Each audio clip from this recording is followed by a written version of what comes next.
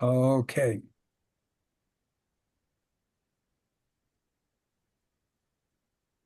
I'll leave that to you then, Bill, and then you'll send that around, right? Right, right. So it's recording now. Good. So today is the 4th of October, Saturday, and this is the Commons Cluster strategy meeting, in which we go over the work we're doing and take next steps. And at this point, we're still just waiting until a few more people join us. I think Maya's class is just getting out, so I expect Maya will be joining us and possibly some others.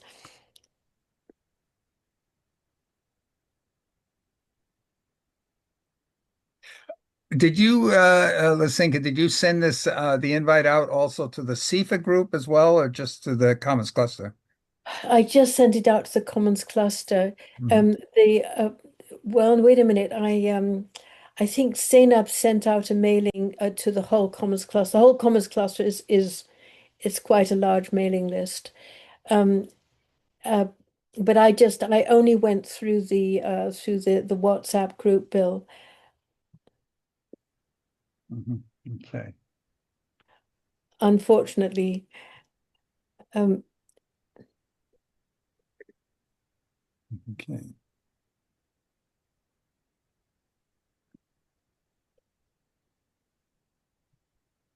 Zainab's been had some, personal issues that need to be taken care of. Her father passed away, unfortunately, and so she's really taken up at this moment.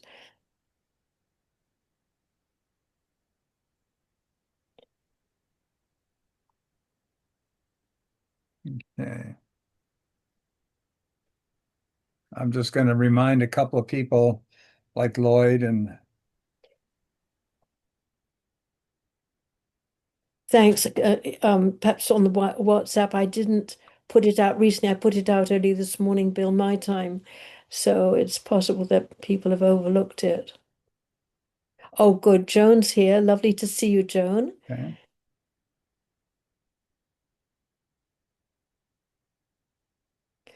Ashok, welcome. I don't think we've met yet. Do you come to us through Bill as well? You're muted. You're muted, Ashok. Yeah, yes, I do come through, Bill. Thank you. I see. So, Joan, lovely to see you. I was Hi just, there.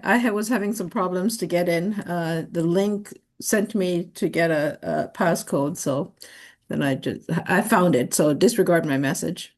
oh, I see, Joan. Well, it's lovely to have you. Thank you. Nice So to be here. Hi, everyone. I was just looking over the notes of Joan's introduction last time, which was incredibly empowering, talking about the power of women and how women took the power during the war when we were, as it were, deserted by our menfolk, and how important that was, and how, and your work is dedicated to the empowerment of people through victory gardens, the sort of gardens that were created during the war when women took things into their own hands and took care of the feeding of people, and a huge jump in the development, I think, of us women. That was very interesting. And I just want to say that even though the introduction of the book is about the resilience of women during the war years and the lack of recognition and value, that we also wrote that going forward, it's about community and how everyone can work together and be resilient. So just to say it's inclusive of everyone in the end. Yes, which you're already doing, aren't you, Joan? I mean, you're Yeah. working in that field yourself in Canada, and I see that my own communications have not had very much success. My colleague is Zainab, who does most of the communications, and Zainab is really taken up with family things right now. So she's not with us today. Great. I just still want to wait. I think Maya should be joining us soon. Let's just see. We'll give her a few more minutes. She's Mhm. usually with us just after 5 o'clock, but just want to see if she's there. I'm just gonna have my camera off because I'm trying to eat something. I haven't eaten all day. Oh, well, So- such they say, smakelijk eten. May you have a tasty meal.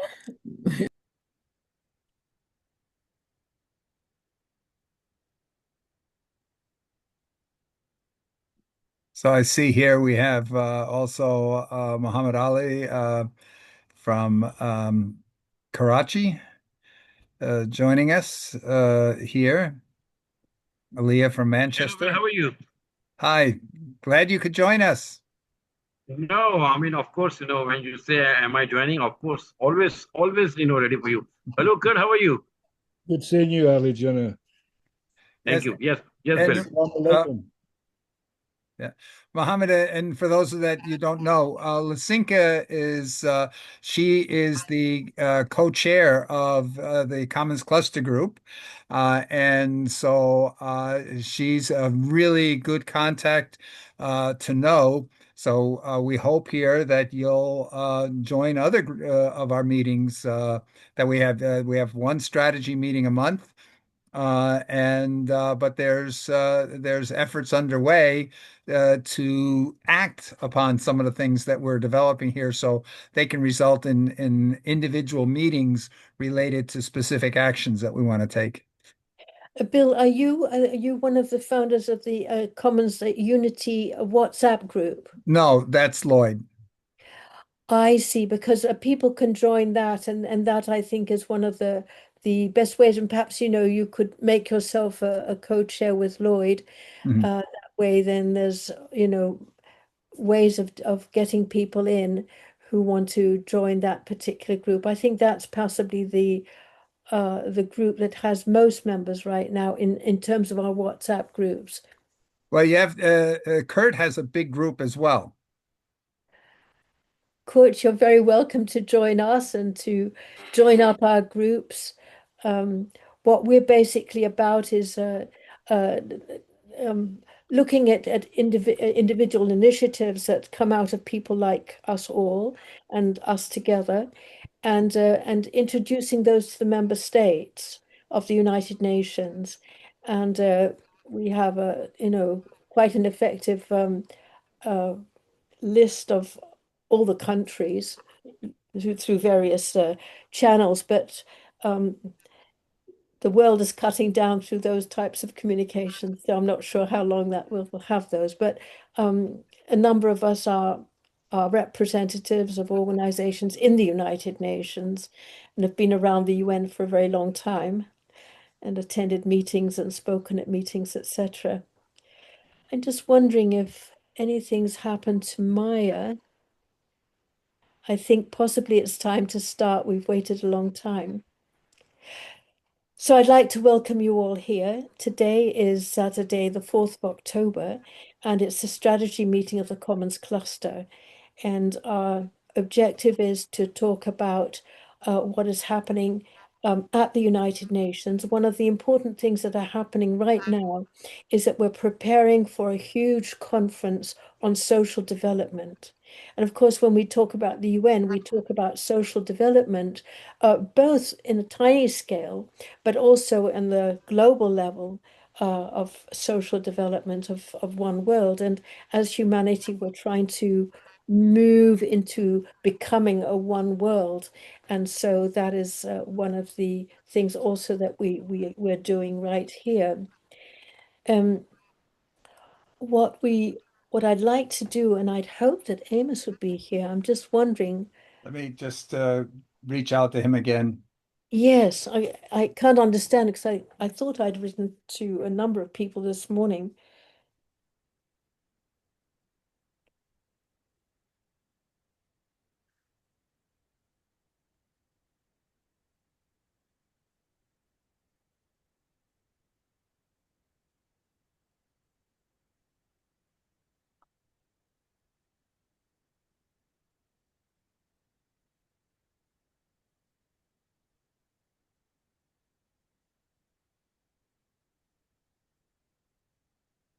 Okay.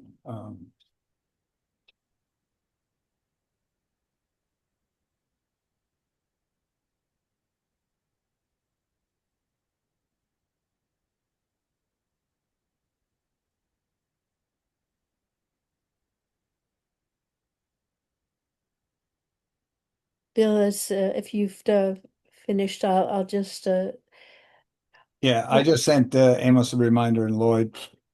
great. Um, Thank you. Yeah. yeah. One thought, Lysinka, I had just so we get it on the recording. Um, in the meeting I just had, we talked a little bit about how does all this social development, how does all that relate to the original mission of the UN, which was to avoid wars, to give an alternative to fighting, and how in that first social World Summit for Social Development, it switched a little to say, instead of just saying let's stop war, was how do we eliminate some of the things that cause wars, where we have great inequality or things that create envy and so forth. And so a lot of that discussion was to say, okay, let's add to the original mission of just preventing war, to be encouraging peace by encouraging the conditions that eliminate the need or what people might perceive as the reason for war. And that was eliminating the poverty and the inequality and all of those things, which eventually then after that first meeting, which is very important because it was the largest assembly of world leaders up until that time, that point in the history of mankind. So, I mean, very, very significant. And a lot of that discussion uh, came and moved over into the idea of, hey, development is one of the best ways to provide to eliminate the inequalities and the poverty and the hunger and education inequalities, all those different types of things, which led to the Millennium Development Goals, which then led to the Sustainable Development Goals, all about development, jobs, income, and in 2021, the Secretary General, when he introduced his Our Common Agenda, he called for a second summit to follow up from the 1995 summit in Copenhagen. And that is what led to the conference next month, that'll be in Doha, Qatar. But it's a continuation of this whole discussion of if we can eliminate the kinds of things that in the past have led to wars or contribute to wars, deprivation and all these things like that. That's a good way to encourage non-war and encourage a better world for everybody. And so that's what this is really all about. How do we do that? Because we have not been as successful as we had hoped with regards to the Millennium Development Goals and the Sustainable Development Goals. Right now, the most recent report that I heard said that we have an equal number of the 169 SDG targets. We have an equal percent that are not on track to, or actually have lost ground vis-a-vis where they were in 2015. We actually lost ground, as we have as many that have a chance of being achieved by 2030. And that together, those two categories only represent a little bit more than 1/3 of the targets. In other words, the other 2/3 of the targets have not are not on track to achieve the goals by 2030.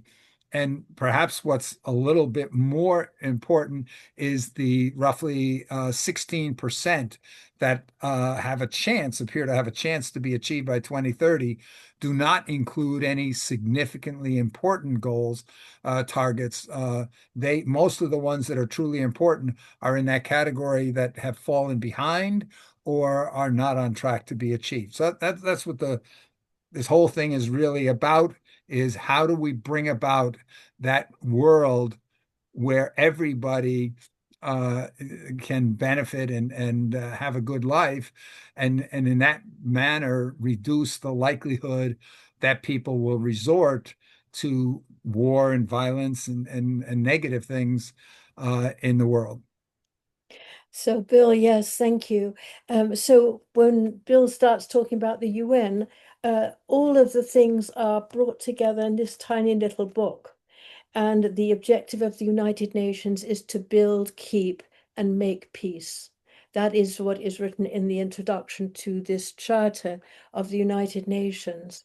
When we look at our own families, each one of us, we know that there are times when we don't agree, where there's conflict, where there's difficulties, and often when we work through those, we come to a position of much greater love and caring.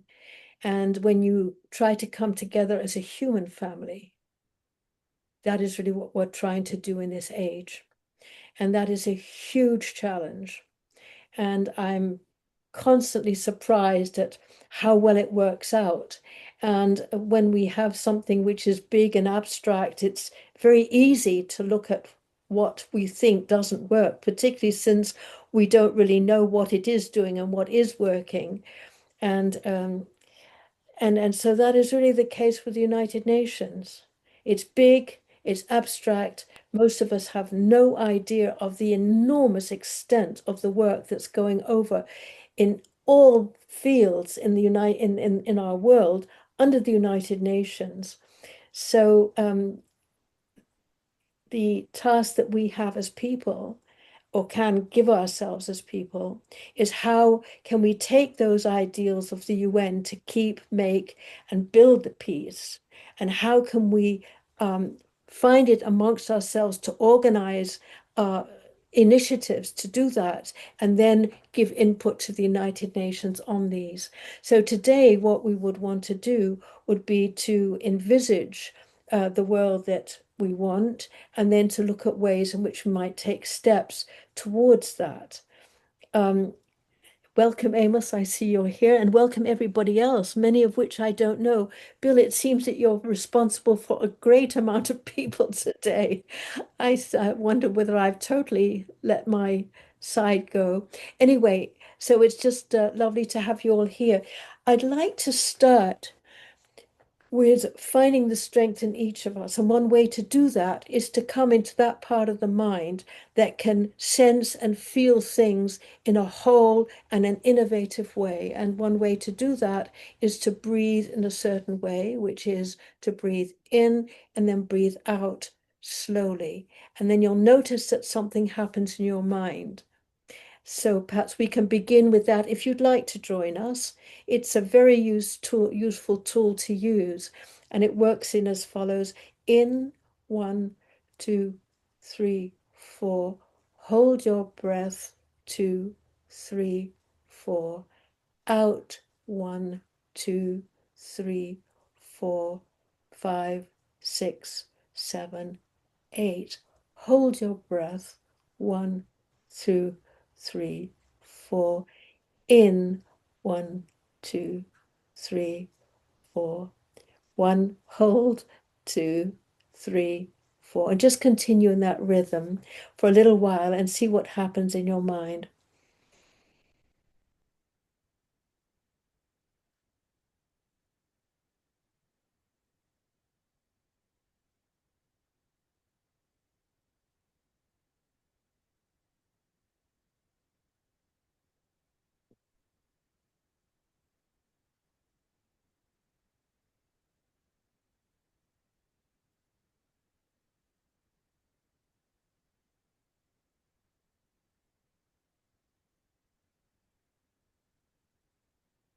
And as you feel the out breath, you feel that something, or you can allow yourself to feel something happening, that you are in touch with something more peaceful inside, which is bigger.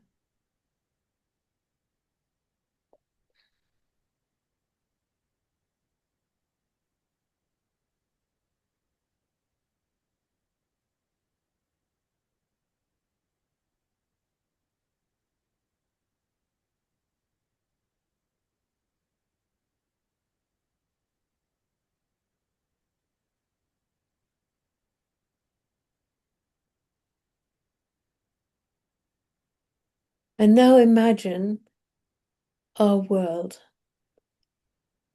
the world that we can become, the world where people are working together, where part of a larger whole, a world in which people sense themselves part of that larger whole, part of nature, part of all the different movements that are going on, part of also the difficult movements, because we notice we have those aspects in ourselves as well, and we can use those to really get in touch and understand what's happening on the outside.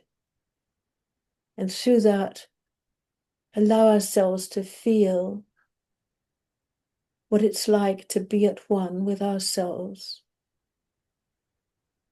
and that world, and imagine a world which we would like to have, which we would like to help to grow. What would that world look like?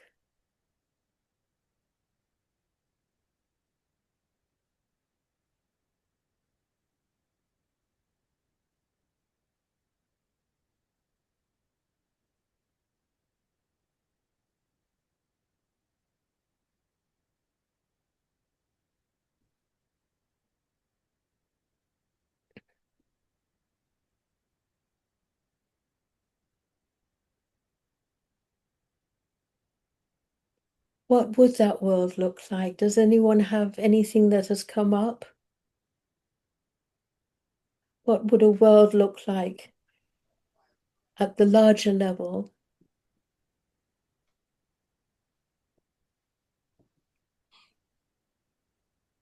Lysinka, the Ashok. Yes.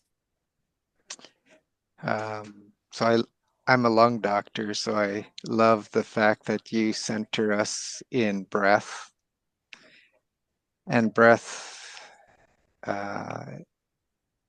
seems to allow this access to a bridge between the body, the mind, and the soul.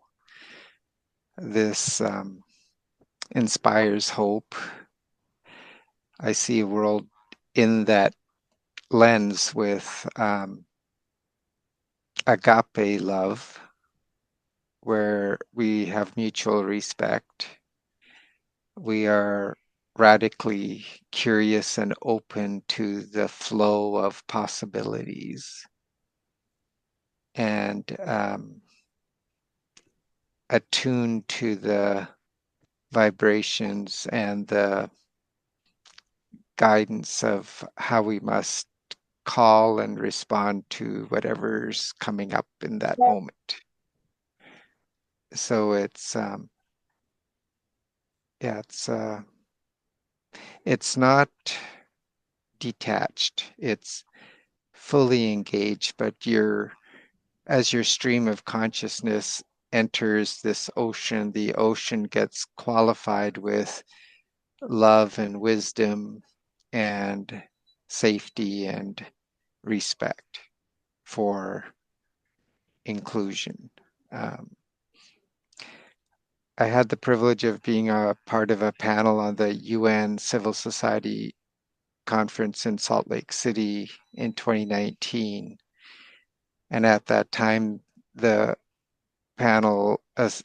working assumption for the panel was that health and education can be a bridge to peace and sustainable development.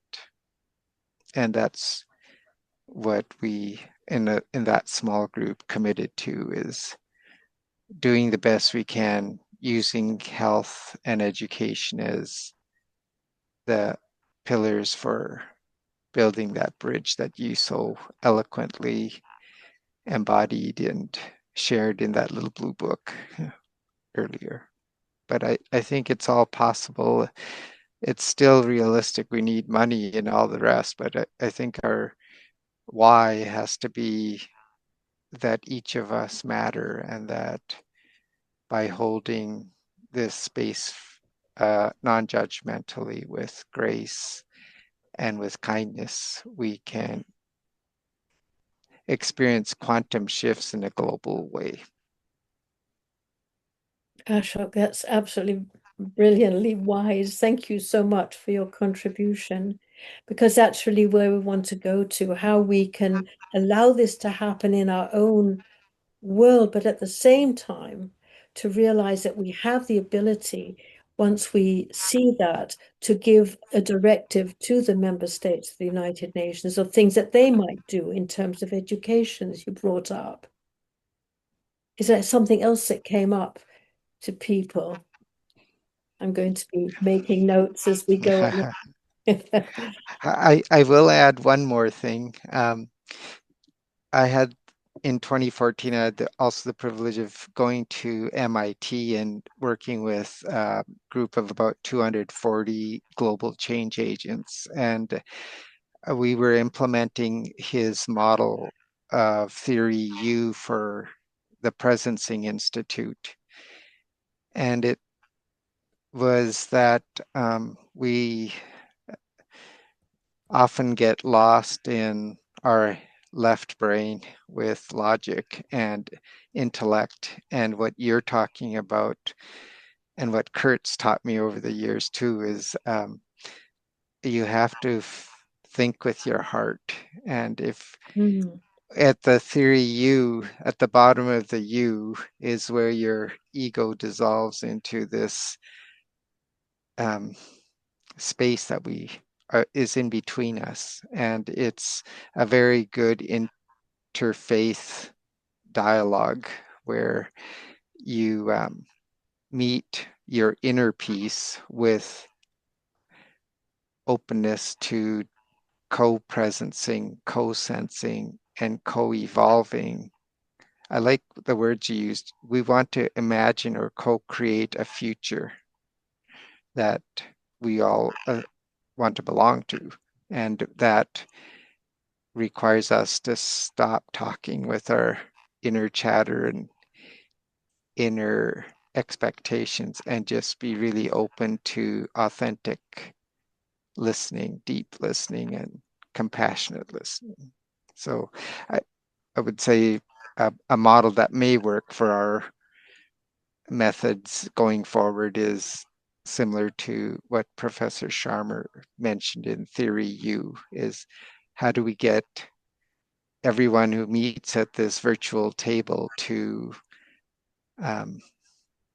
surrender just for a little bit this ego in order to co-sense the eco that wants to shift, and put some pillars around that, like Rotary is put with the Institute for Economics and Peace, the 8 pillars of peace, and see if those guardrails can be held valid in whatever the future scenario is that we wish to use for shifting our economics and our strategies.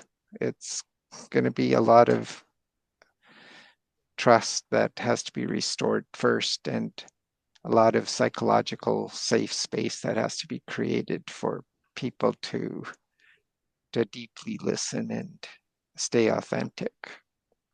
But you've just allowed me, I've just met you for the first time, and this is what you do, is with that openness and caring, it's possible. Thank you so much, Ashok. So the challenge that is being posed also by you is, how do we bring this in our own lives so strongly that we can also influence our political decision makers, both at the national and the international level? And there we start, as Ashik was talking, at the personal level, but it has to be so well understood at the personal level that we can also give directives to a larger level.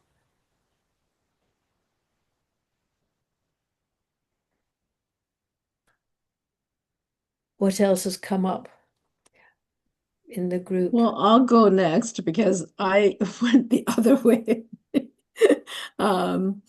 While we were doing it, I was thinking of a sort of a fairy village. So this imagery of having a village where all of us live in, and there's a huge table, and we're sharing food, and everybody's playing different instruments, and the symphonies created, and we're all just enjoying it. That's sort of where my mind went. So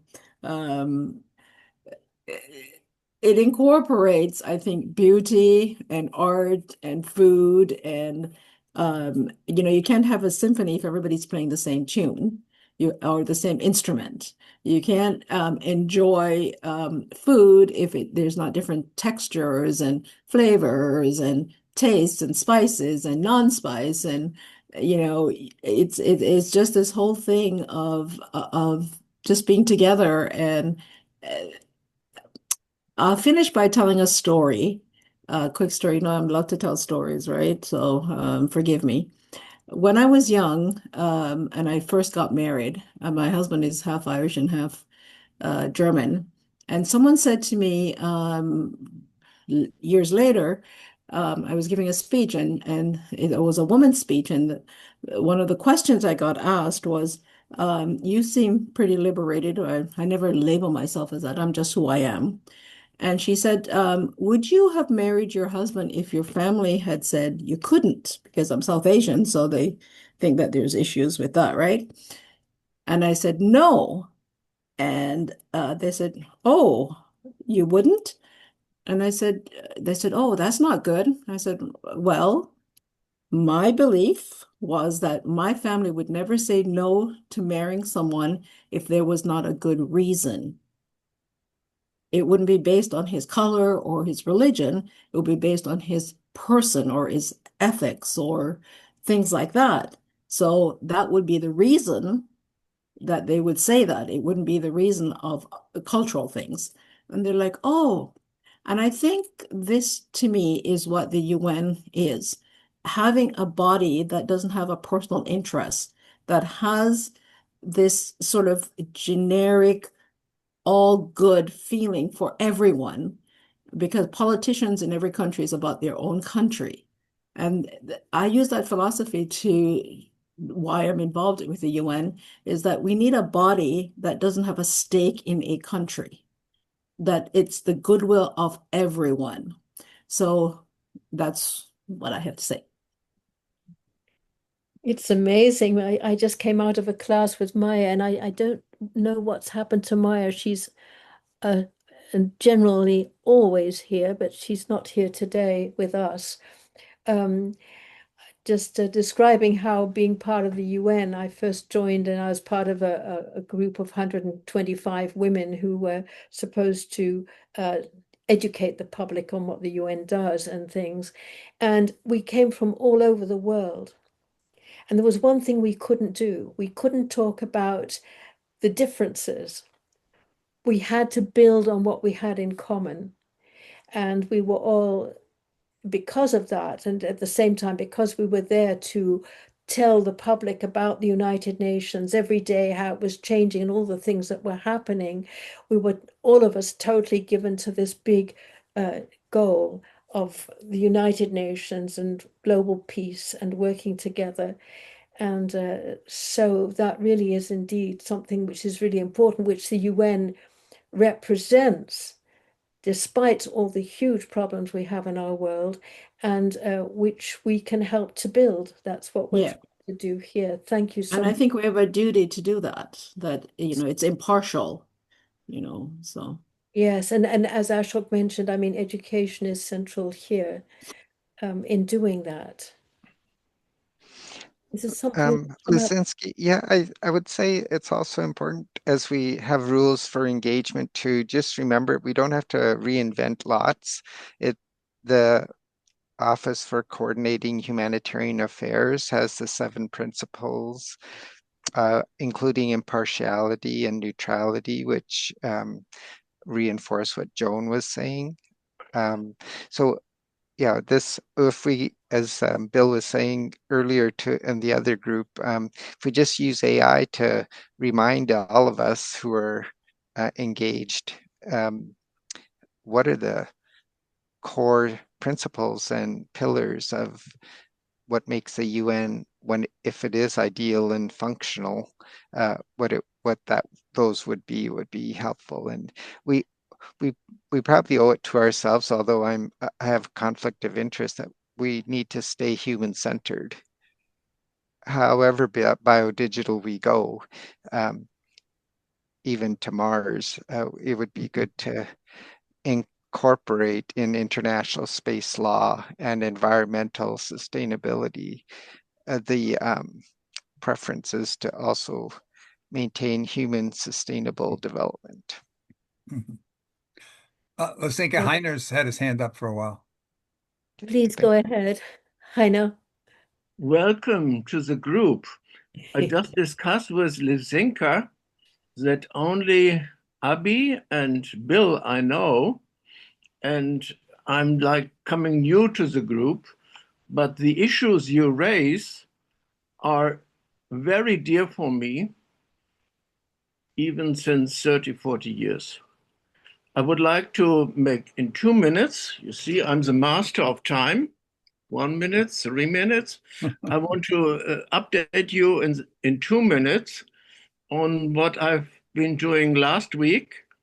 We rang the peace bell in Berlin at the equinox of autumn.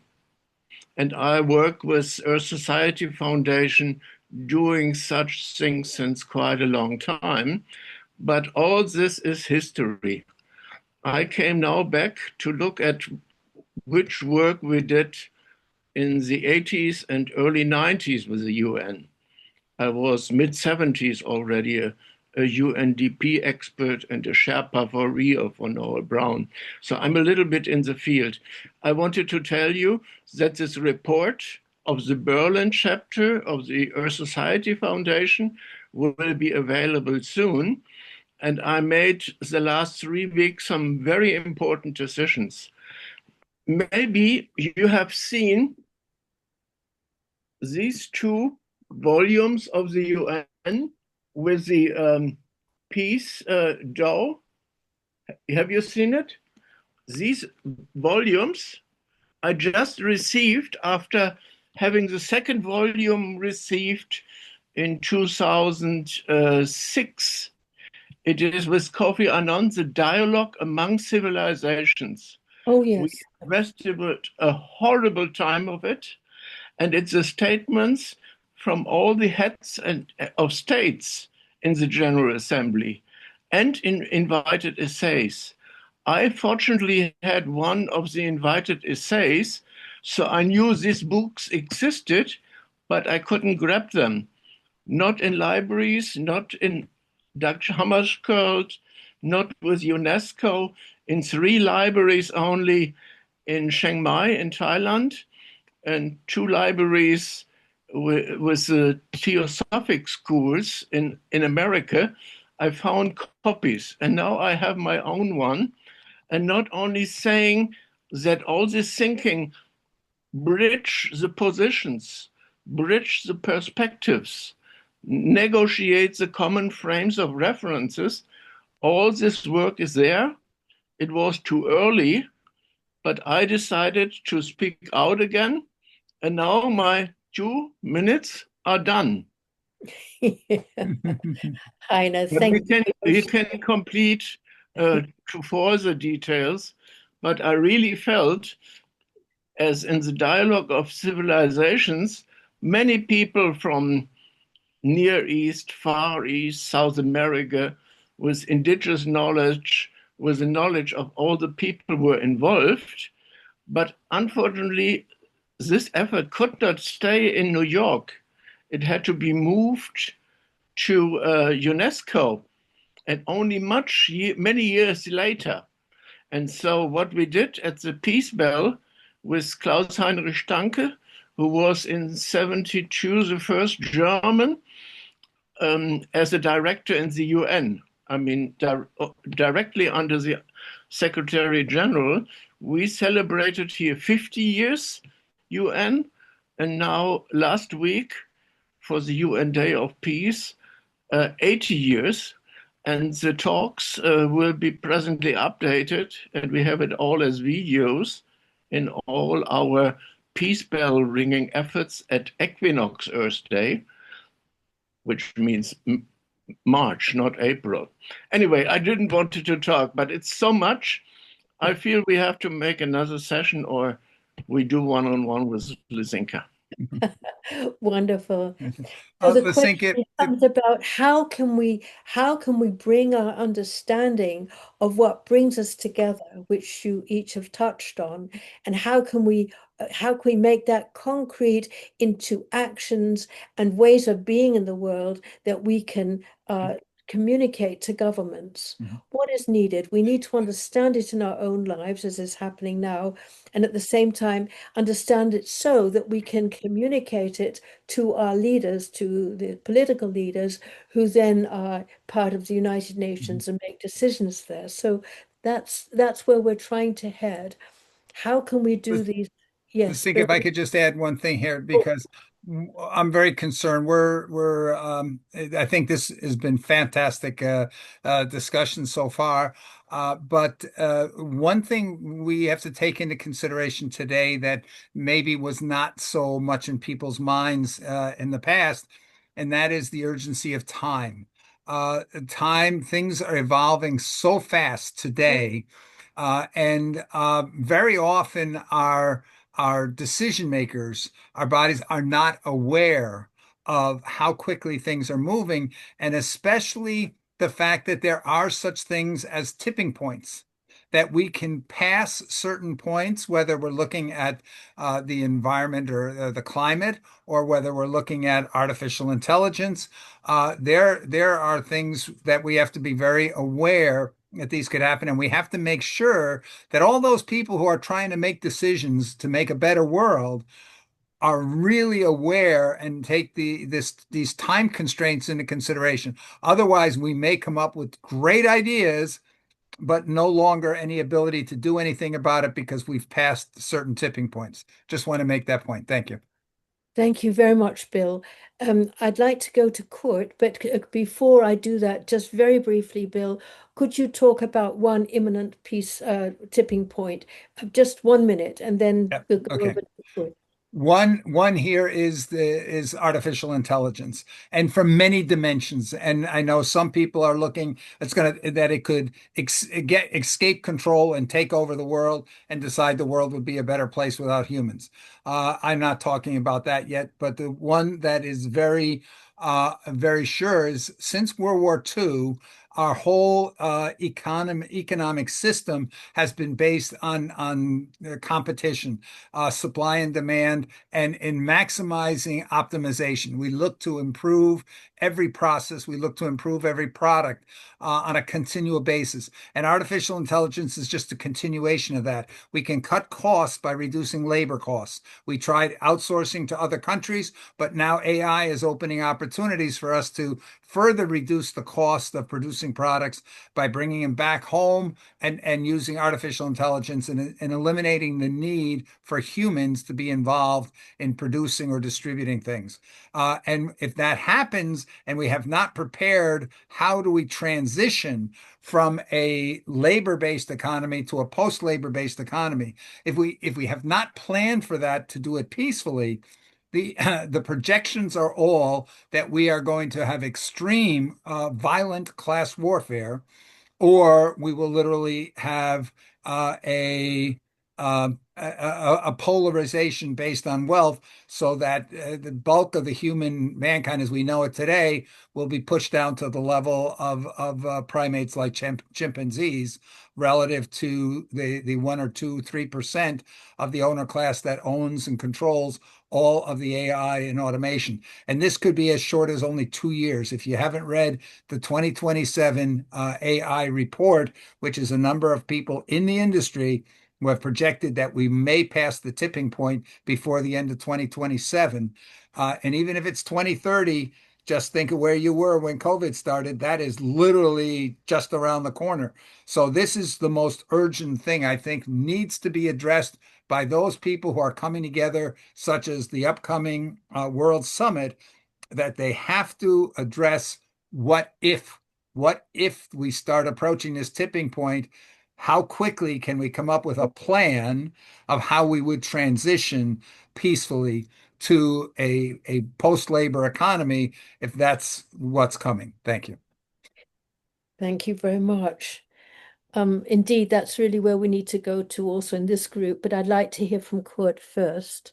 Coach, you've been very, very uh, patient. Well, the thing is that we get to be able to be in the flow with everybody. And if we don't have patience, we're still in the boat.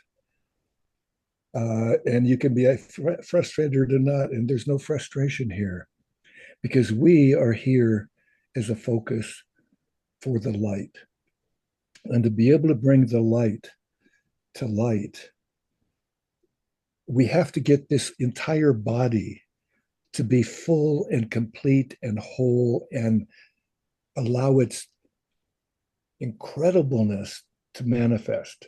And Pure Human, written by Greg Braden, is a classic book it's only came out a few months ago, book on AI that I'll reference. But real quickly, this idea of the humanity, of tuning into the heart, that is the only way possible for humanity to change. And when we educate from the heart, for the heart, the mind is going to be able to flourish because the heart is connected to the gut, and the gut is connected to all things. And we are all interconnected. You saw me possibly, if you were looking on the screen, I get up and move every about 20 minutes or so. This human body is not made to sit so long. The brain doesn't work so well when we do. We need to oxygenate it, get the blood flowing, and so many other things. At the Rotary International, I taught people a simple thing to do to activate their adrenal glands, their immune system, all the things that help the body, the endocrine system.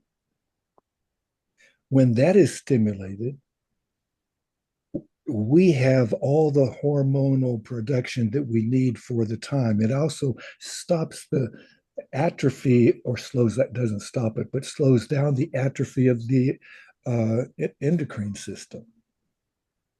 So these simple little movements and the simple act of patience and the simple act of focusing on the heart. And there's where education is the primary force. And that is education, obviously, of ourselves first and bringing it into our family and bringing it into our neighborhood and so on. But on Monday or Tuesday, I meet with Kelly Gomez, who was the Board of Education Los Angeles Unified School District's president. She's now just a member of the Board of Education. But I meet with her about getting character education and peace education into the program, getting the peace challenge, the Peacemakers Challenge into the schools. Why? When kids are thinking about peace or when we meditate on peace, just that simple thing. We have the beautiful introduction that you gave, Lysinka, on breathing, and of course Ashok, when he furthered that with his idea, with this pulmonary experience, and that gives the incredible intellectual understanding. But when we get the fullness of our whole being come alive and focus on peace in everything, everything is peace. When you add that to your breathing, what happens? You start to think about it more. You start to be able to attract it more. It's like the law of attraction. And when we attract those thoughts, we get to be able to get insights into what will solve these issues that we get brought forth. And the fears of AI go away when you read this book, Pure Human, because this human body was created by a higher force than these little chips. The AI can't come close to competing when we extend our telomeres of every cell in our body by simply doing a heart-brain cohesion practice. And add a little gratitude, thanking the force. You don't have to say creator, you don't have to say whatever. We don't need any religion in it, but it's in all religions. You thank you for peace in everything. Everything is peace. I've interrupted this program with this simple practice because we can get centered periodically during our practice, during our day, during our experience as a panel. And you can do this too, because when you do it too, we get into the synchronicity and it gets that 100th monkey effect or the morphogenic field effect happening in a more experiential, complete way. Of course, I think that I've this said enough. Thank you. we can start our next session with, because that is something to start a session with. I want to Let me just, emphasize Lysinka, I just want to, emphasize that where we're going, actually, where we really need to go, and we have talked about these things, exactly that what you're talking about, but also what the previous speakers at other meetings and in other contexts of the United Nations. The social development one is much more sort of an outer developed one, which depends on the inner development. And that is definitely something that is central to everything we do. And that is actually my own background. And I know that many of you come from that background. I'd like to move now to Anmar and emphasize that where we're trying to get to is these various things, but we need to begin to see how those relate and how we can impress our governments to help to bring that out in them. And that's something that's very seldom done. We often talk about social action and telling governments what to do. It's all thinking and action. And that very heart, which is the center of everything that we do, which can bring it the power and the strength and bring all of the forces in our body into gear so that we can direct them in the direction we're going. That is really important. Anma, you've had your hand up for a long time. And then Amos, lovely to see you, Amos. Thank you. I appreciate you. Thank you. Thank you. You want me to speak? No, Amma, I think it was your turn first. You've had your hand up for a very long time. Are you there, Amma? Yes, I'm here. Thank you, Mike. Thank you. Firstly, I would like to thank you, Mr. Bill, and everybody here. It's a wonderful discussion. My 2 cents would be that we are daily talking in a training class for 1 hour on use of artificial intelligence for SDGs.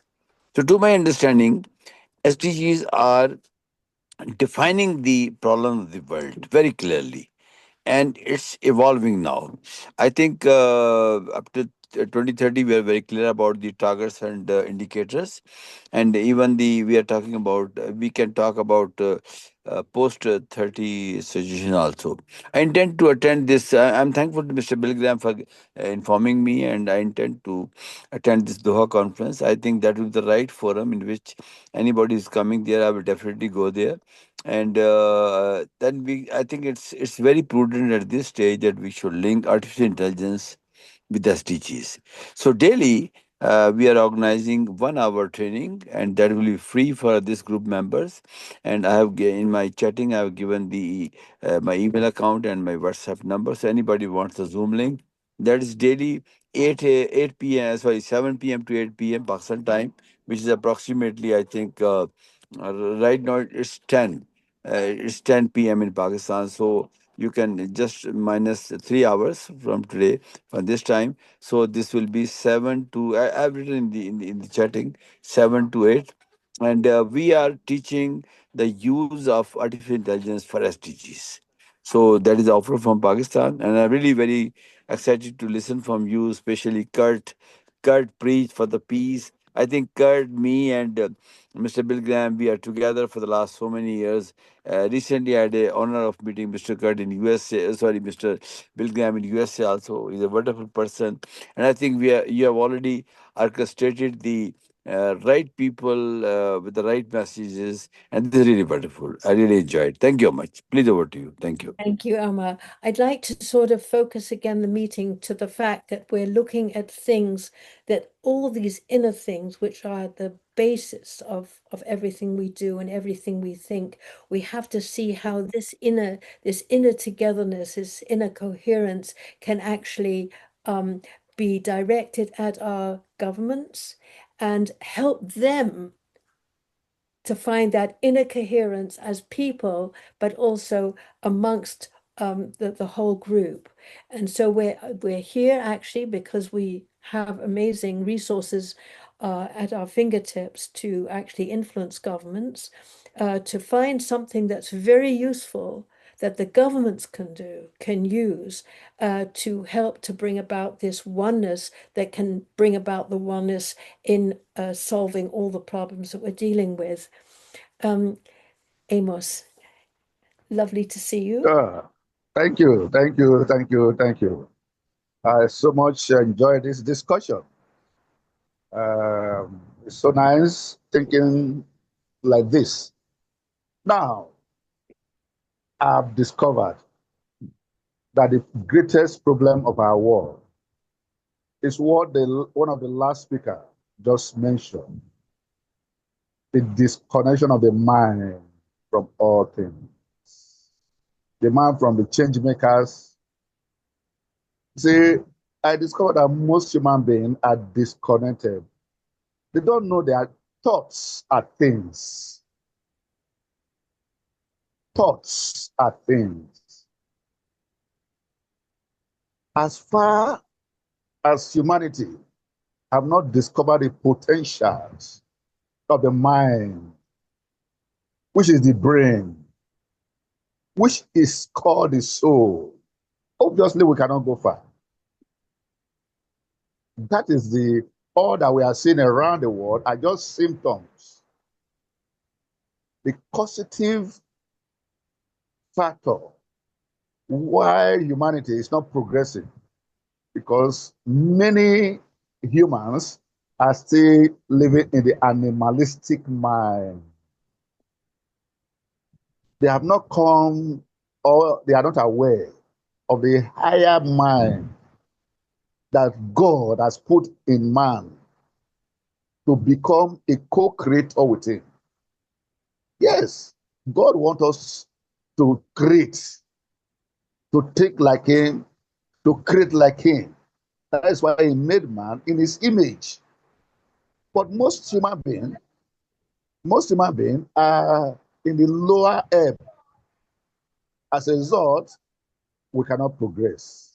So the education he was emphasizing, recently I asked a professor, I said, Professor, why is it that subject of the minds are not taught in school, so universities, secondary school? And the professor asked me, he said, Dr. Obi, or responded, he said, you can only teach what you have or what you know. So it is obviously clear, even professors, teachers are not aware of the potentials of the human mind to create, to think, and work in harmony with all men and in nature. So that is where the disconnection is coming from. That's why there's no progress, even the SDG, because the thought of human beings are in disarray. They are not in harmony. The second layer I would like to observe that AI technology is just a fraction of the human mind in display. That's why it is called artificial intelligence. The real intelligence is the human mind. AI is just a fraction, it's an extraction of the human mind.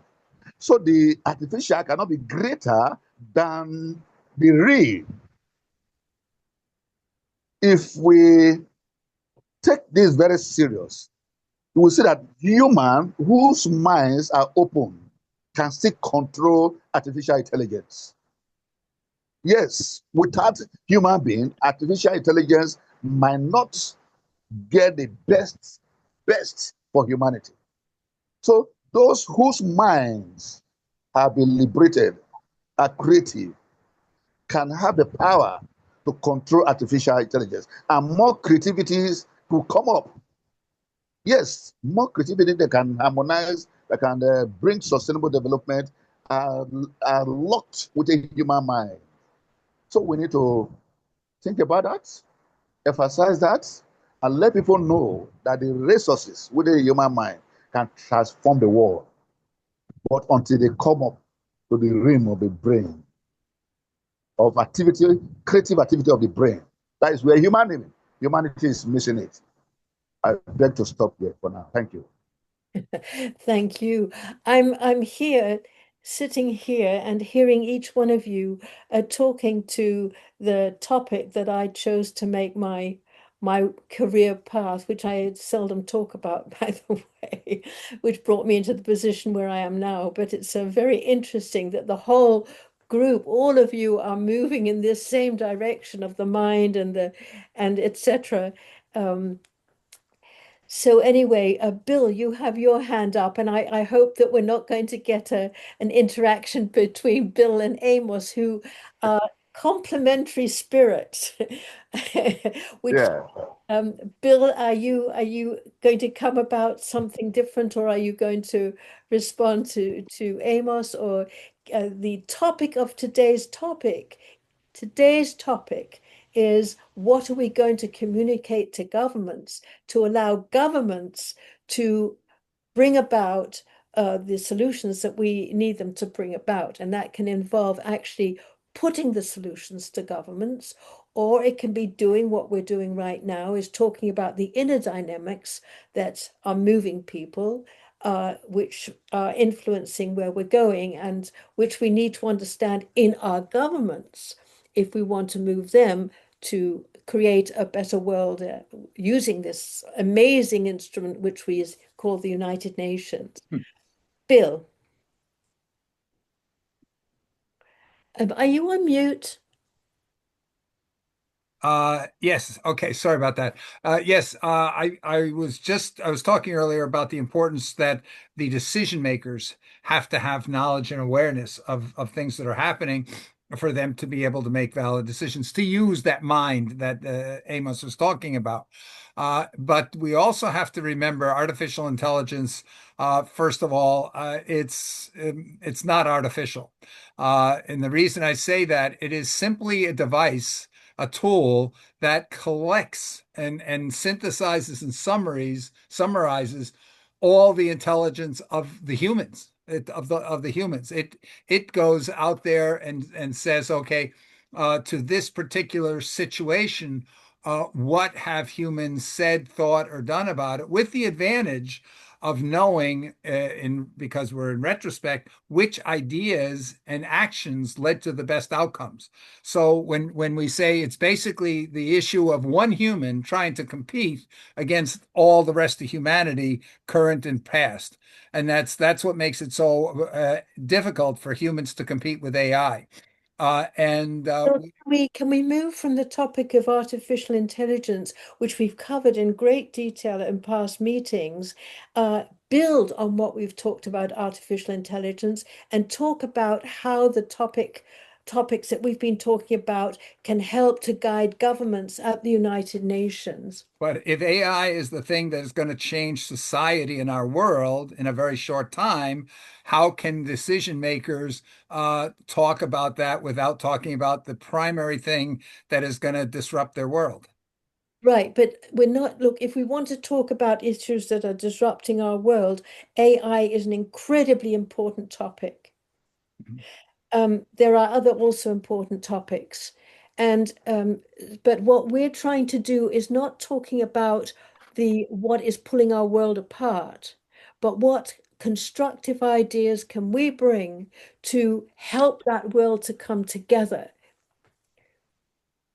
And so I'd like to shift the topic from talking about artificial intelligence to the process of helping our world to evolve into a world where we can have that unity and all of the things which you've all talked about, and Kurt went into great detail.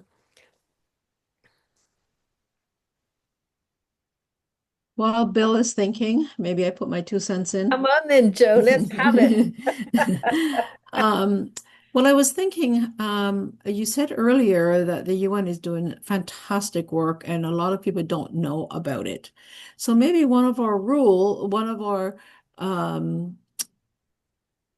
plan is to put some of these amazing stories together and from a cross section of stories so that people can be inspired. Because I think, like, I read the stories, but they're all sectorial.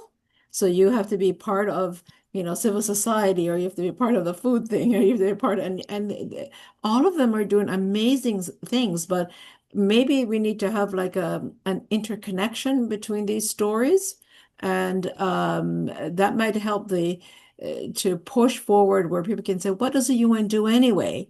So that there is sort of a storytelling about the stories, if you know what I mean. I don't know if that helps, but I think that governments would really like that because everything is so segmented and siloed. Maybe it's just about the stories and the inspirations and what people are doing. Can you take another step in that, Joan? So we have those stories, etc., and we are a group here. What is it that we could do? I mean, we could write a whole book, which we've done on several occasions. I can show you some of the books we've written as a group. Yeah.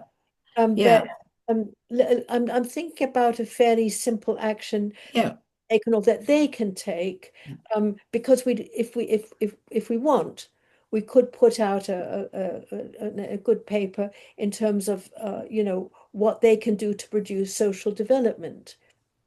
Well, the thing is, like I'm saying, that the general public, unless you're involved with the UN, you have no idea. And so they need volunteers for one thing. And what do volunteers get? They have competence and they need knowledge. So if we took the role of informing people about the different initiatives, and we can put them in segments of the food or whatever, but just maybe even countries, but just to highlight where the general public could read it, but also the member states can say, oh, I didn't realize that, Nigeria was doing this. We could replicate that in Uganda and with our local flavors, of course. Or, geez, look what they're doing. They had no money, but this is how they approached it. Like, just like those sorts of things, so that the member states can work together more. So to promote cooperation and understanding between nations as well, instead of reinventing all the time. Because I think that the reinvention of programs and projects is a lot of work. But if they can capacity build on something and cooperate and share the knowledge together, maybe that would be helpful for us to do. So it would be an encouragement document to cooperate. Wow, that's very compelling. Would someone like to I build? think that's the way to go. Yes. Yeah. Can I say something? Oh, I see, Amos. I know. Can I say something? But Amos, if you want to, you started talking. Do you want to say what you wanted to say, Amos, and then we'll move on to Ashok? Yeah. What she had just said now, I think is a very potent way forward for the world. There are so many innovations, so many creative ideas, but they are not properly packaged and they are not put in harmony. So if these things are properly documented, nations could duplicate, see, and by so doing, it makes the work easy.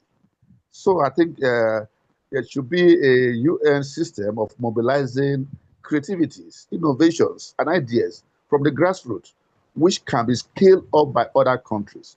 In that sense, there should be a forum for exchange of information, exchange of ideas, exchange of technology. By so doing, the world can be moved forward. Thank you. That's very constructive. Ashok. Yeah, I really have enjoyed and learned lots. There's Nobel laureate that spoke in the permanent mission of Monaco as part of the General Assembly that Mariam Azarm invited me to, but the topic was on globalizing compassion. Wow. And the daughter of the Nobel laureate Kailash was the one who gave the compelling and just a very moving panel discussion. So if you can have access to that, maybe share that with this group. But that would be a good call to action. Is how do we globalize compassion at the level of a country? One of the attendees was Asheva Carr, Carr, Yes, we and know her. She works with us of the Heart Math Institute. yes, Yeah. and I think Sheva is going to work with the government of Mexico in doing a implementation of the heart coherence at that location. But I would say maybe find a way to keep it neutral or without politics, without the bureaucracy part, and see if people could open their mind to that type of heart coherence. I do agree with Kurt and with Joan that we have to move from jazz improvisation to a full symphony orchestra. And the maestro has to be the UN, but everybody has their instrument. And the music through the silence will be the innovation. And Brahma Kumari's Shivani gave a presentation on how to connect the inner freedom of deep mandatory meditation with this clarity of hope and discernment that we're all trying to understand. So the practice of mindfulness with breathing, with intention, the energy of intention, I think it's all possible. It's just, it's a training methodology. And then the harmonics of, in sacred geometry, it's a toroid. When you become a channel, your ego is completely annihilated, but you are energetically at normal temperature nuclear fusion, and you will not catalyze or disappear. You will just become aware of awareness itself, and this, as Dr. Amos says, this extreme form of interconnectedness with everything that is across space-time.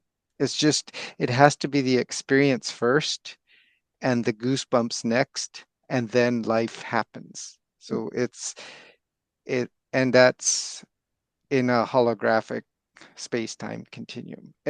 Until you, and I know you know this because you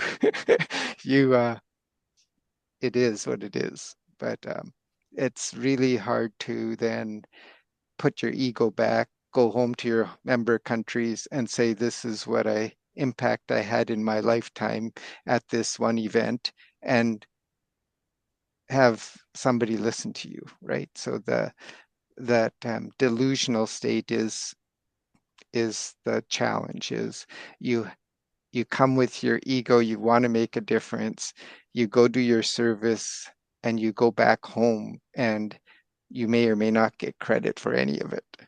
But how do we move mountains? How do we use our breath wisely and make sure we don't waste everybody's time? We keep coming back to this inner beingness, the quality of our inner beingness, and the need to be in inner harmony and different ways of being in inner harmony, and that this is where the interest is going at this moment in the group. And I keep saying, okay, we need to have that. We need to perhaps build on that within the group. Perhaps we should have had a whole session just based on developing that, and then, or half a session, and then moving to then using that strength which we build amongst ourselves and within ourselves as a group, to then directing that at visualizing at where we want to go, and then allowing the understanding of those steps to come to us. Yeah, it may be just one more minute. I'll put my doctor hat on again, and this time just as an advocate, because I will be going to our American Medical Association policy group in a month or so, and the resolutions that we have to pass in parliamentary process, the biggest ones are Medicare and Medicaid, which are going to take away health insurance for over almost 100 million people in the United States in a short time. So we cannot afford as a country to give up on people who need health care. And global security is another high priority. How do we not prevent war, but help the displaced and the Ukraine-Russia situation, but the other 20 wars that are around the countries?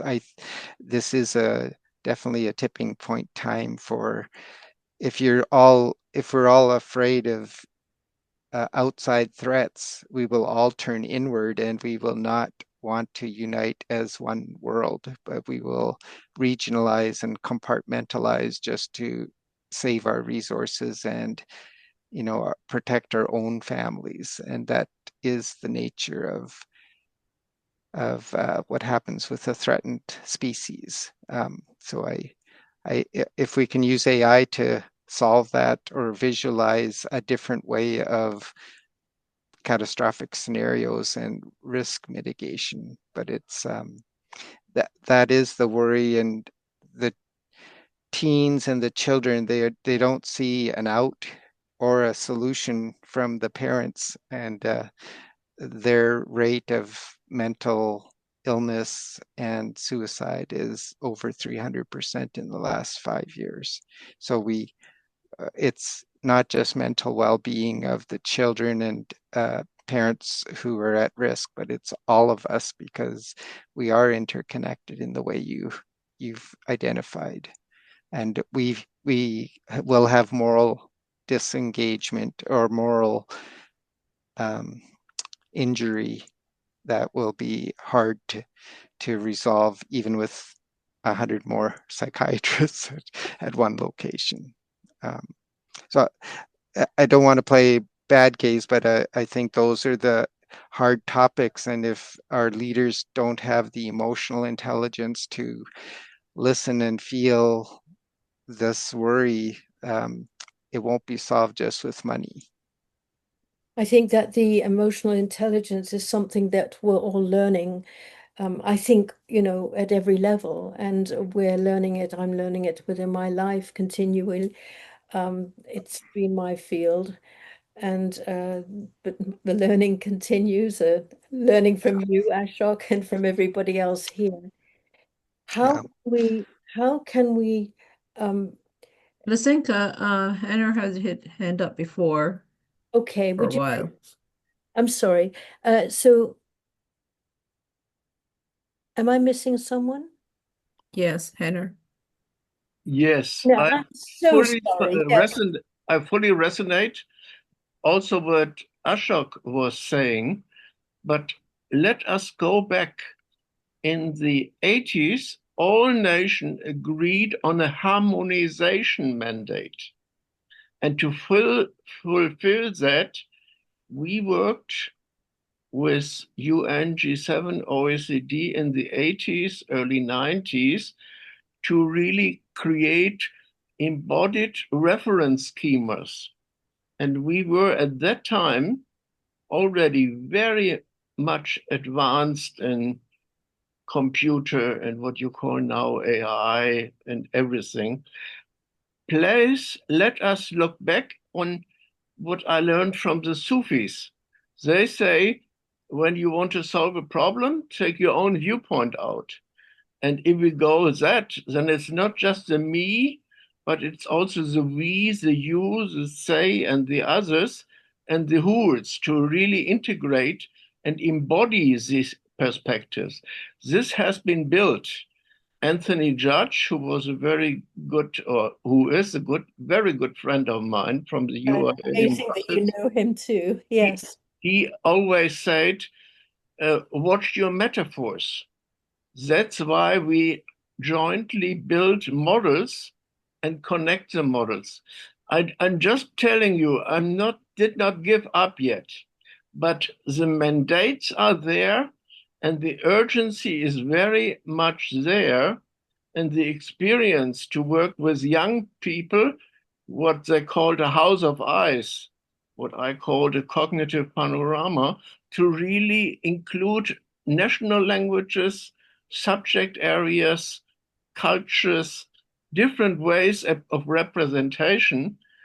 I'm just telling you, I very often gave up, but this is again a very special group of experienced people.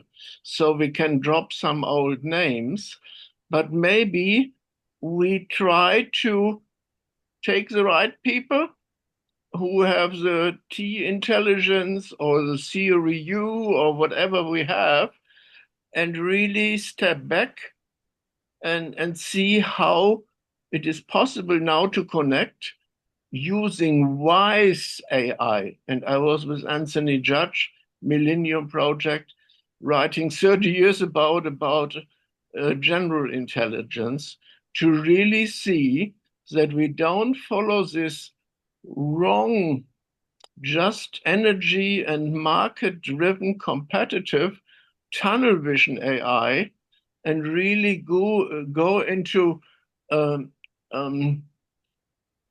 linking scales and sectors AI approaches, like some people in Singapore and in China are doing. So if this is all not to really too much talk, maybe we can connect again.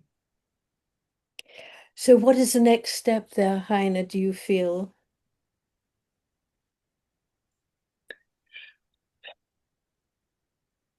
I think we should show what we do with young people on build such models and discuss with them the different approaches to not only intelligence or inner or emotional intelligences.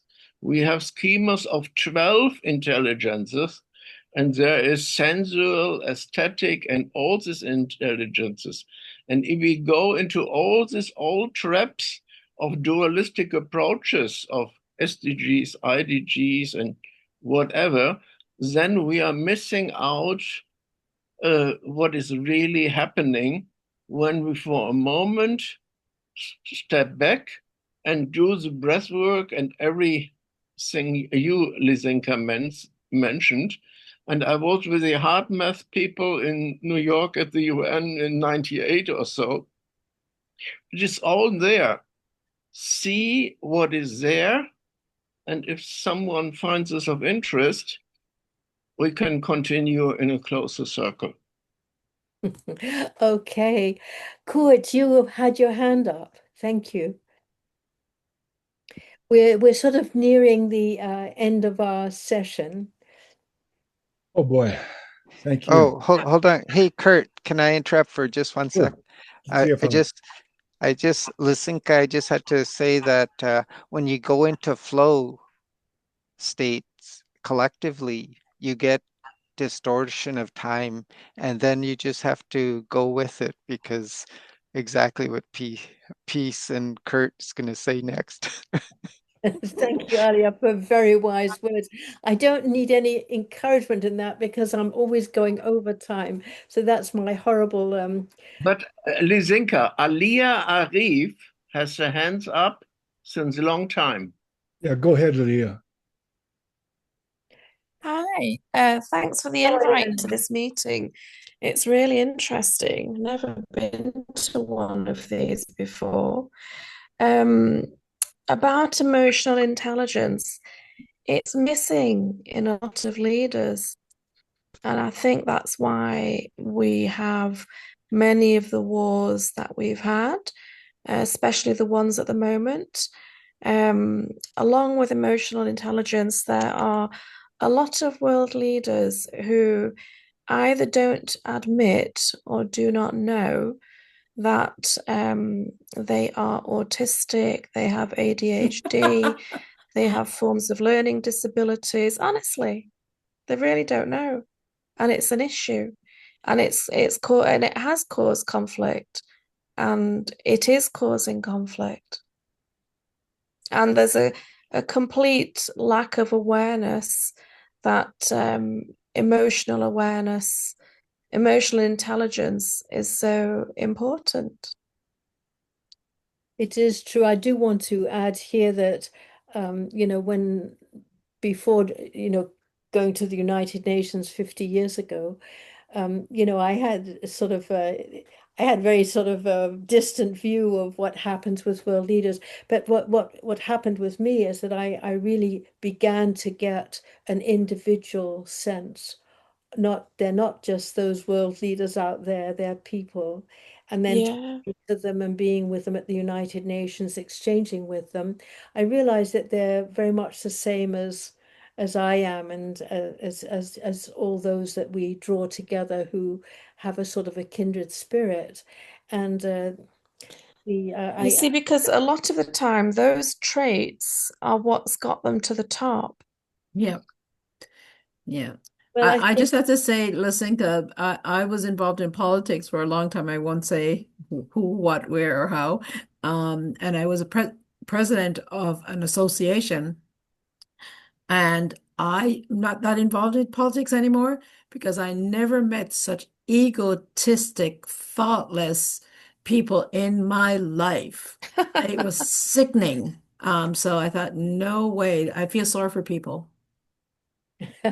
having those Sadly politicians. to say that I've had a very different experience. I have tried to get to know them personally. Oh, I didn't do that, but I was just the president. And then sitting with some high up delegate, and then talking about the ideals of unity or whatever, universal income or whatever, this sort of dreamy look that comes and says, well, that's why I joined the Foreign Service. And you get that sort of thing behind the scene.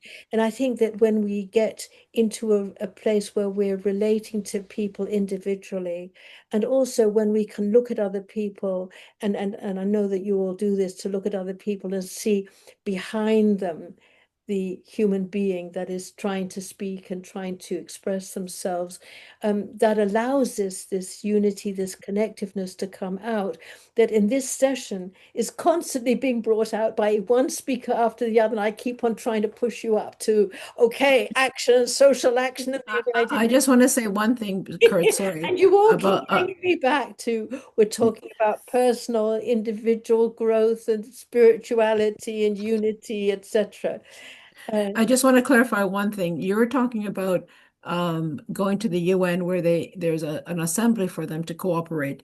In politicians, you have to be lethal in the competition game because that's how you're going to win.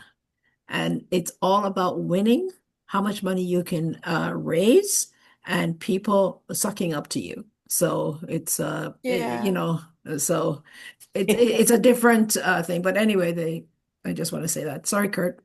I see a lot of agreement in the group with that. In my own experience, I've tried to sort of get to know them as people, and then I realized that there was a huge heart connection and in depth. That's once they're elected, right? They're a different person because now they're elected. But well, I think anyway, the ones that we do, when we go to the UN and not elected officials so much as people who've applied for a job and got it. Yeah. So they already got it. What I'm saying is category.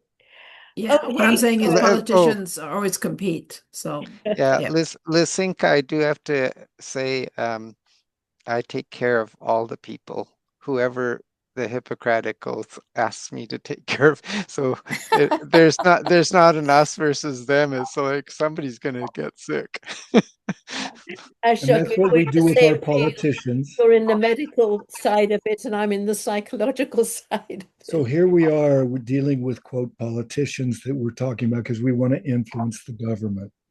The only way that it's ever worked is what we're talking about is through that heart and the one-on-one connection. And when they know that you are actually following them, that you care about them, that you are working with them, and then they get to be able to have more of a trust in being able to say, I'm heard and I can get across what is really deep inside me because I want the best for my family too. I want the best for everybody else's because I know that it's working because I have these people backing me up with this incredible love and power that is there. And it only comes when it's there inside. And that's why we have no problem with that on this team that we have, this beehive that we're getting excited with. So we get to get excited and move the pendulum, and we approach their heart, their emotions of the leaders. We ask the questions that are going to bring forth the truth. And when I asked the simple question of the response at Rotary, when I said, what is your vision of peace to a Ukrainian? And they said, kill all the Russians. Some of you've already heard this before. And my response was simple. Will that bring peace? Yeah, that's what they say in Palestine as well. So that reflection offers pratyabidya. It's the doctrine of self-recognition. You recognize the truth. And that's the hardest thing for most people to do today because we are taught to just kowtow, to believe the pontificator at the head of the class or the pontificator at the head of the government or whatever. When we actually get a real education and we teach kids to be able to strive for peace in the heart and peace in their family, it begins there and it spreads everywhere. But the thing is, Kurt, what if you've been taught, what if you've been raised that the only way you're going to get ahead is at the expense of the other? That's the tough one, isn't it? That's where we actually find out that there's a difference. Everybody gets to compete in the Peacemakers Challenge. Yes, it is a competition, but then we learn that the class that chooses their particular representative idea to go forth, they present their idea to the school, like Bill was talking in an earlier program, and the school decides who is going to represent the school out of all those classes. And they create a grander project than that one little rooms project. It was successful, that project that was chosen. Then those class geniuses, so to speak, get together and collaborate like the beehive, so to speak. And they go out and go to the next level. The next level does the same thing. They learn to cooperate with the others to create a grander vision of reality, of what peace can be. Why? Because we're seeking something better, always learning something new from each other like we have today. Look at the geniuses on this call alone. And they're all over the place. I'm going to a meeting in another half an hour. I leave to a meeting on the West Side. And I'm going to that, and there's a woman who has a water that is called God water. And she has reason for it from what I've seen results from. But we are going to get this kind of thing out to the public because we are the futurists. And if man without, excuse me, I want to take that bullshit out. Excuse me. I'm going to take out that idea. Humans without vision shall perish.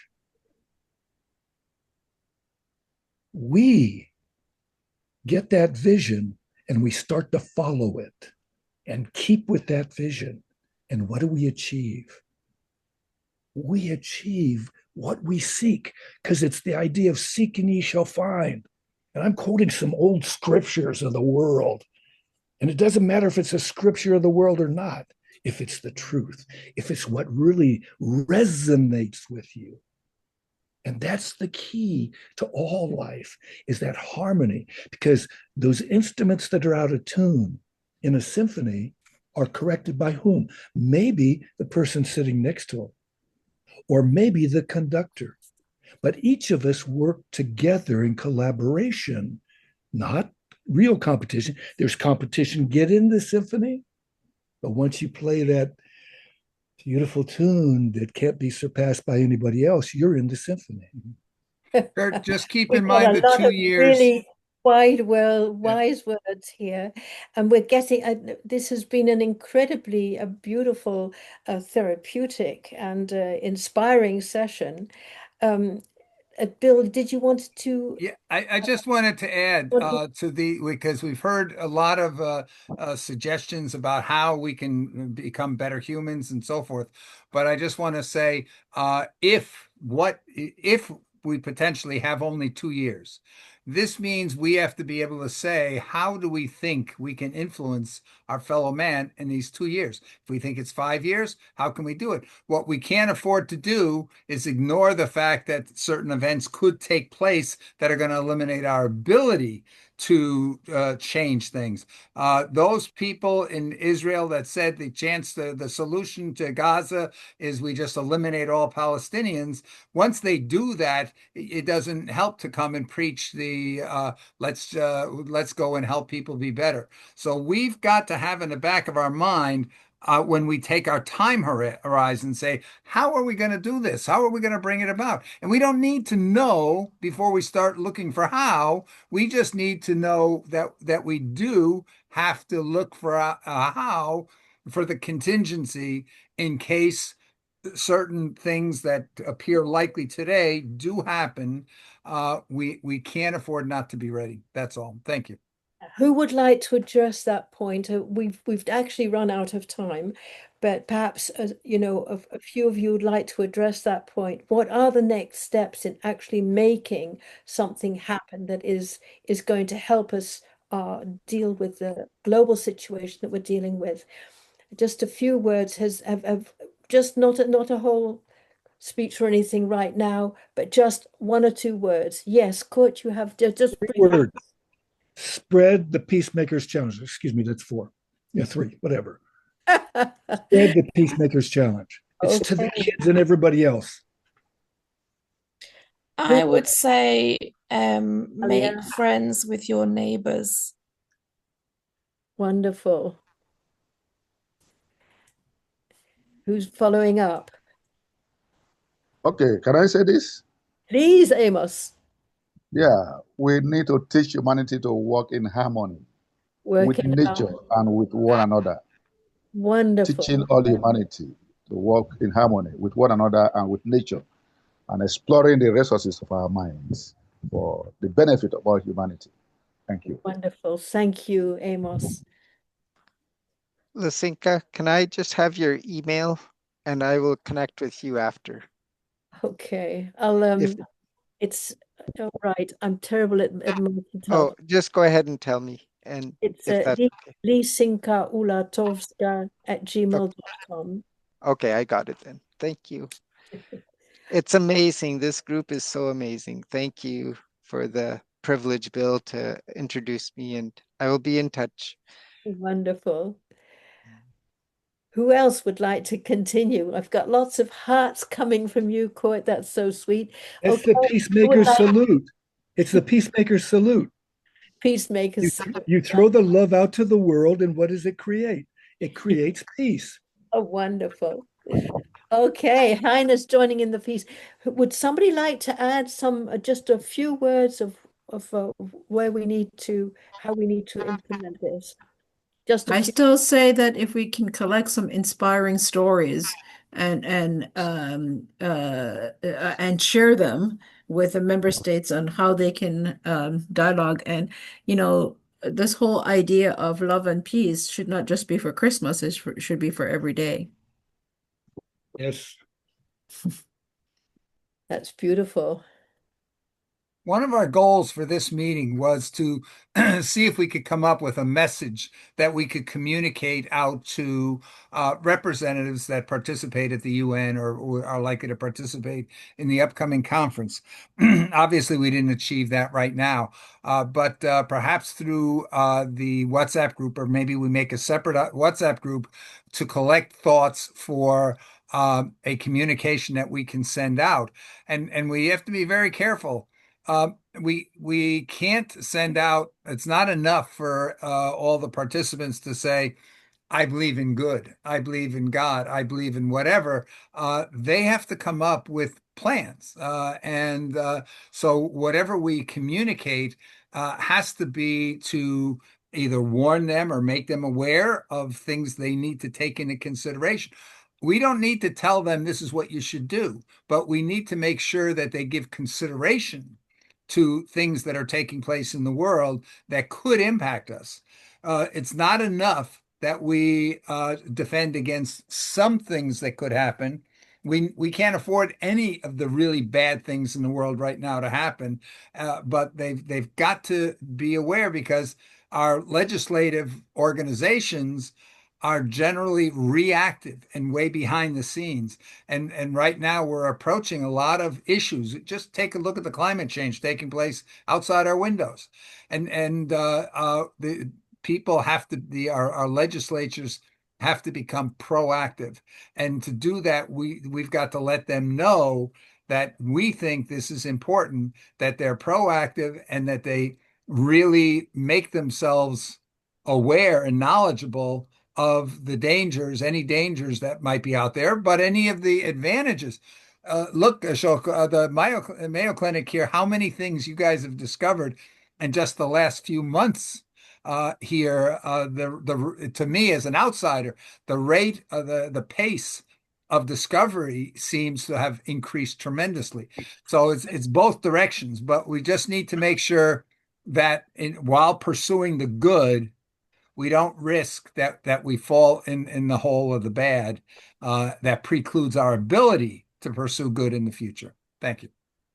That's really important. And perhaps, Bill, since many people here in this group are part of your group, could you, if you want to be part of the WhatsApp group, give your telephone number to Bill? Yeah, and do I that have right now. And Bill, could you then add that to the Commons Unity group? Yeah. Then we'll just continue the conversation there. If that Okay. I what I can do on that is I'm wondering if we shouldn't have a special subgroup. We can create a community in WhatsApp now, and then make in that a group that is specifically about the communication content, and literally invite all of our contacts, because a lot of people were not able to be on the call today. Invite them all to collaborate there towards coming up with a message in the next 2 weeks, because otherwise it's too late.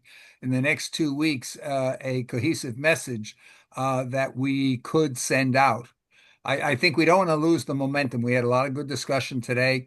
But we need to turn those general discussions into some concrete action. Okay, so you would like to create a separate group, and perhaps we can sort of have them join the Commons Unity group. Absolutely. We can link them. We can link them within a community. We can actually continue the conversation also there, and get other people to join. So could we then end in this way and say that you give your information to Bill to join this WhatsApp group, and Bill, you'll do further outreach to it. Yeah. And would you like to then start the conversation there? Okay, I'll do that. I'll set up a group. I'll try to make it underneath the Commons cluster. I think there's a way to do that. So, And then, Bill, if you wanted, is this your example of a model UN simulation where no, that's Lysinka would be like the Secretary General, and we're just preparing a 2-minute elevator speech that we are giving to her to then pass on to Antonio?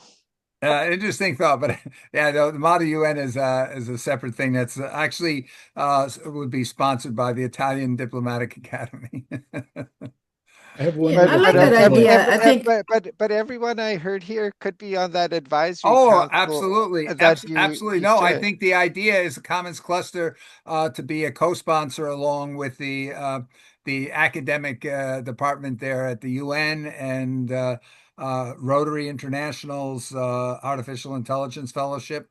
So the idea is, we can have many champions here of the idea of how to mobilize both the people, the professional diplomats, but especially young people around the world in coming up with ideas on how to use the latest technologies to improve our ability to solve world problems and get the consensus around solving world problems. Bill, this is I just want to say that Lysinka could be the secretary peacemaker as opposed to general. Thank you. Good point. And another point is, whenever we leave the peacemaker circles, is we always ask people create one thing, one step at least, whatever, grand or small, that is going to create more peace in your life wherever you are today. And you do it today. And each day you get to do it a different one, possibly if you can. And that makes us a lot faster. And we have to make sure that our leaders understand that it's PEACE. For example, a peace accord was written the other day, and when I read it, I was like, oh, they want a piece of the land, PIECE. Oh, no. They didn't know the difference.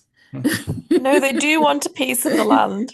That's what I mean. So, they have to understand the difference in the spelling and the meaning.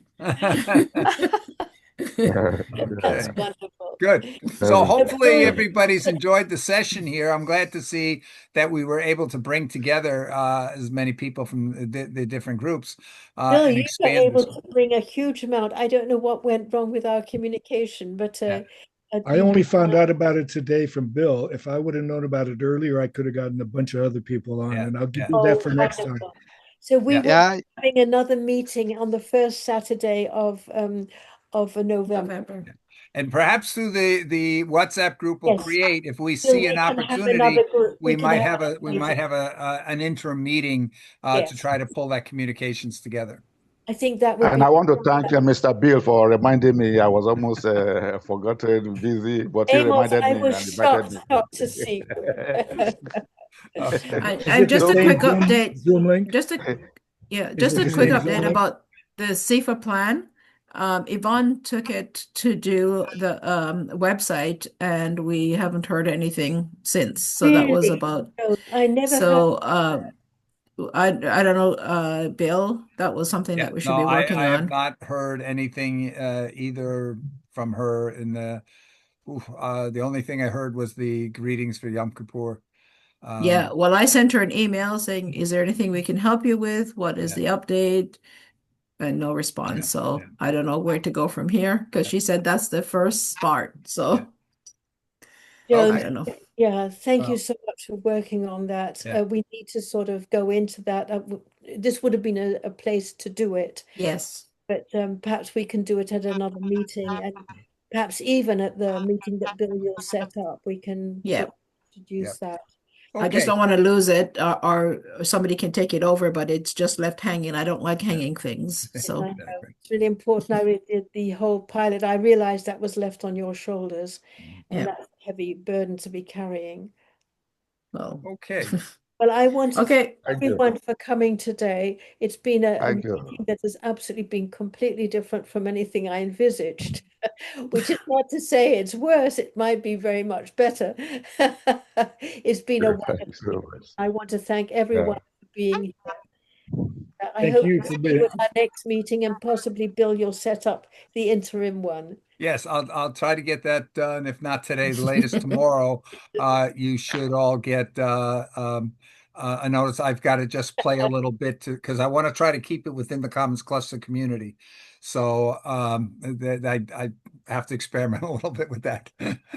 Oh, great. Bill, Thank you so thank much. you for Okay. the great Okay, help. bye-bye. Appreciate it. Bye-bye. Assalamu Thank alaikum. Bye, you, everyone. everyone. Salam. Same Thank to you. you. Yeah. Bye. Thank you. Bye-bye. Thank you. Bye. Bye.